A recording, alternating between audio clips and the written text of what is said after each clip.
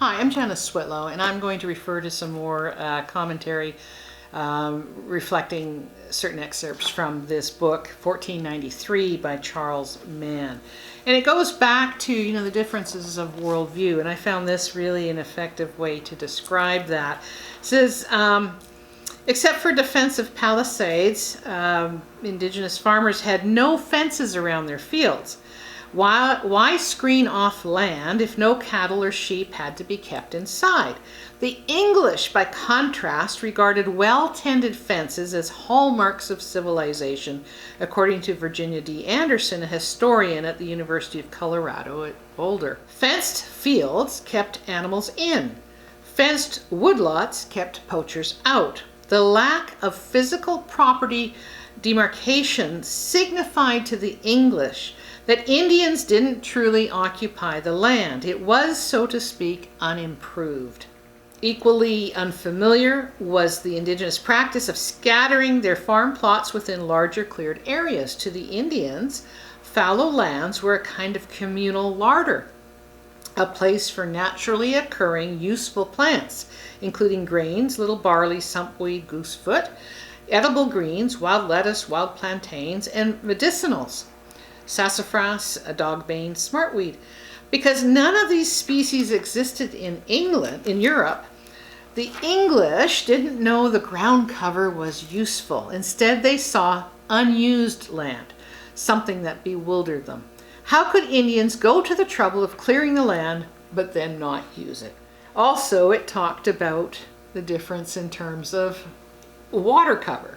Credit for, this is talking about Chesapeake Bay, credit for the watery environment belongs to the American beaver, which had no real English equivalent. Weighing as much as 60 pounds, these big rodents live in dome-shaped lodges made by blocking streams with mud, stones, leaves, and cut saplings, as many as 20 dams per mile of stream. The dams smear the water across the landscape, so to speak, transforming a rushing rivulet into a series of broad pools and mucky wetlands linked by shallow, multiple branched channels. Indians regarded this as a fine thing, easier to take a canoe through a set of ponds than a narrow, quick-flowing stream. English accounts, by contrast, are filled with descriptions of colonists unhappily stumbling through the sopped countryside. So, two different views as to what's good. So, you can appreciate how I refer a lot to the law of the land, right? Well, I think that extends to how land use is governed as well. Now, talking about sort of a couple of towns, if you will, the Europeans coming in. Jamestown was intended as a trading post, a midway point from which England could seize its share of the China trade. But whereas the Queen of Spain was largely sponsored, La Isabella was largely, that's the name of a town, or settlement, if you will. But whereas La Isabella was largely sponsored and controlled by the Spanish monarchy, Jamestown was the creation of private enterprise, a consortium of politically connected venture capitalists known as the Virginia Company. The difference was anything but absolute. Spanish merchants hoped to enrich themselves at La Isabella, and the political ramifications of Jamestown preoccupied the English government. But Jamestown was closer to the capitalist ventures meant in today's discussions of globalization. I was speaking a lot about Rupert's Land in a number of sessions. And if you remember, and this goes to all of the treaties, the basis, the fundamental principles desired were commercial, right? And if you look at the Hudson's Bay Company, that was a company of capitalist ventures, right? Same as Jamestown was. And why were these kinds of thinking? The Virginia Company came into existence because English sovereigns, Queen Elizabeth I and her successor James I, wanted the benefits of trade and conquest but couldn't pay for them. The state had been pushed so deeply into debt by war and such, that it could not afford to send ships to the Americas, nor could it borrow the necessary cash. From a moneylender's point of view, the monarchy was a bad credit risk. It could, and all too often did, assert its prerogative to repudiate its debts. In consequence, they charged it ruinous high interest rates. True, kings and queens had the power to force loans from their subjects, a practice that for obvious reasons was deeply unpopular. But was the certainty of incurring discontent worth the gamble of an American colony? Elizabeth and James came to the same conclusion. No. So time and time again, it's reminded that in Canada, the crown, while the French and British crowns fought, and Britain won that war, the decision was made not to engage in warfare with the Indigenous nations. Instead, commercially based treaties were entered into. And then in a kind of white paper to Elizabeth, the influential clerk and writer Richard Hakluyt argued that Christian rulers had a sacred duty to save the souls of those wretched people, that is, Indians. The people of America cry out unto us, he said. Bring unto them the glad tidings of the gospel. Spain, he noted, had already converted many millions of infidels.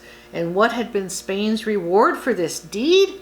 God had opened the bottomless treasures of his riches, letting England's hated adversary acquire vast stores of silver, which in turn had let it open trade with China. This writer pointed out that Spain, formerly a poor and barren nation, was now so rich that incredibly its seamen had almost stopped being thieves. England, by sad contrast, was most famous for its outrageous common and daily piracies. So the commercial aspect benefited, but at what cost? And you still see that today, right? Despite having treaties, despite commercial arrangements in place, Canada persists in trying to, and mostly the provinces, right, trying to gain access to those resources by doing in the Indigenous nations so that they do not have to comply with the limitations of treaties. One of those limitations being that only the Crown and her governments and her direct agents can take up land. Companies, publicly trading companies, cannot take up mines, produce mines, make railroads, things like that. There's no legal authority. So all of those entities, unfortunate for them, they think they're carrying assets on their books, but in fact, they're carrying huge liabilities. And, you know, that's an area for important focus by Indigenous nationals today. So just a couple more quotes and comments. As Ferdinando and Isabel saw it, this is Spain. Indian lands were not like the Islamic empires whom they and their royal ancestors had fought for centuries. Muslim troops, in their view, could be legitimately enslaved. They had conquered most of Spain, exploited Spanish people, and by embracing Islam, rejected Christianity. For similar reasons, the Islamic empires freely enslaved Spanish prisoners of war. Most Indians, by contrast, had done no wrong to Spaniards. Because American natives had never heard of Christianity, they could not have turned away from it. In 1493, Pope Alexander VI resolved this dilemma of conscience. He awarded the sovereigns, quote, full, free, and complete power, authority, and jurisdiction, end of quote, over the Tano of Hispaniola if they sent prudent and God-fearing men, learned, skilled, and proven, to instruct them in the Catholic faith. Conquest was acceptable if done for the purpose of bringing the conquered to salvation. And, you know, it's still, you know, this was still an uneasy solution, if you will, because Spain realized that, you know, they really needed to rely on Indian labor. And there was really no incentive in the system to ensure a loyal labor pool. So in 1503, the monarchs provided their answer to the dilemma, the Encomienda system. Individual Spaniards became trustees of indigenous groups. See that term? Indigenous groups, this is something that this is not new. We've kind of come back to it, if you will. Indigenous groups promising to ensure their safety, freedom, and religious instruction. In fine protection racket style, Indians paid for Spanish, quote, security, end of quote, with their labor. This can be thought of as an attempt to answer the objections to slavery raised by Adam Smith. By restricting the demands on Indians, the monarchs sought to reduce the incentive for revolt, a benefit to the Spaniards who employed them. It didn't work. Both Indians and conquistadors disliked the system. Legally, Hispaniolas, Indians were free people, their towns and villages still governed by their native leaders. In practice, the rulers had little power and workers were often treated as slaves. The trustees loathed negotiating with Tano leaders, which required more tact and delicacy than they typically wished to muster. When native workers didn't feel like showing up, why would they? If they could avoid it, they vanished into the countryside where their whereabouts were concealed by relatives, friends, and sympathetic Indian leaders. For their part, the Tanu came to view the system as little but a legal justification for slavery. Under the law, Indian Christians were entitled after baptism to be treated exactly like Spanish Christians, who could not be enslaved. But colonists argued the contrary. Indians were, in effect, less human than Europeans and thus could be forced to work even after they converted. And he talks about the role of Africans in the slave trade itself. And this reminds me today of the actions of certain chief and council as they negotiate in secret with provinces in the Canadian government. This is, quote, one of the most persistent myths about the slave trade is also one of the most pernicious, that Africans' role was wholly that of hapless pawns. Except for the trade's last few decades, and arguably not even then, Africans themselves controlled the supply of African slaves, selling them to Europeans in the numbers they chose at prices they negotiated as equals. To be sure, Europeans tried to play off slavers against each other to get lower prices, but Africans played off European buyers against each other too, captain against captain, nation against nation. So again, the difficulty of breaking out of these continuing attempts to conquer and colonize. They're only continuing because there is a group of people who are benefiting. They're getting, good salaries, travel budgets, they have an invested interest in seeing those initiatives continue. They're profiting from them. So it's no different as when we go back to the slave trade in these days and talking about that part of the world and the role that people there played. It's the same thing today. This is what makes it so much more difficult for Indigenous nationals to come together as community and as their big N nations, as I call it, in order to change up and move from the status quo and to start to use their economic sovereignty and start to act as nations, because there's all this industry that gets in the way, and it is driven. It's driven by those who sign up in those tables, those who are getting those paychecks, and those who are purporting to carry the authorities of their people when they're not. And here's another example too. This is a person who was a union between a Portuguese man and an Indian woman. They would use their mother's connections to advance the agenda of their fathers, and this reminds me of Métis. And this particular one, Velho, was an exemplary case. He had an adventurer. He had assembled a private army and created a kind of private kingdom in southern Amazonia.